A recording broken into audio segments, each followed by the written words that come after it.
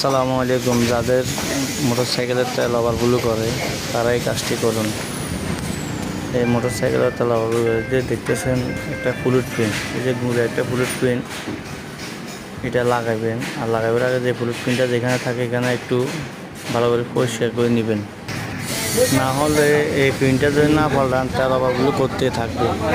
বিশেষ করে এই ফ্লুইড পিনটা চেঞ্জ করবেন, চেঞ্জ না করলে তেল ওভারফ্লো করতেই হবে, করবে শুধু। এই যে লাগাইতেছে দেখতেছেন এই ফ্লুইড পিনটা, এই পিনের কারণে তেল ওভারফ্লো করে। বিশেষ করে বেশিরভাগ ওভারফ্লো করে যে গাড়ির টাঙ্কি যদি পরিষ্কার না থাকে, এই তেল ওভারফ্লো করতে থাকে। এরকম গাড়ি অ্যাভেলেবেল বর্তমানে, যে 90% গাড়িতে তেল ওভারফ্লো করে শুধু টাঙ্কি অপরিষ্কারের কারণে।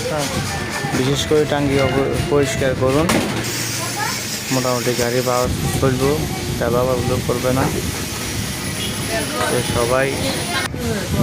সবাই লক্ষ্য রাখবেন, মোটরসাইকেল যদি গ্যারেজে নিয়ে আসেন, মোটরসাইকেলটির টাঙ্কিটা পরিষ্কার আছে কিনা দেখবেন, আর কার্বোরেটরটা পরিষ্কার করার বেলা বলবেন। টাকার দিকে নিয়ে কাজ করাবেন না, এটা হবে না, টাকা নাই, অমুক নাই, যাতে কিছু করবেন কারণ নিজের গাড়ি নিজের যত্ন নিতে হবে। তো ঠিক আছে, ভালো থাকেন। আসসালামু আলাইকুম, সবাই ভালো থাকেন। ওকে, আসসালামু আলাইকুম। আছে নাকি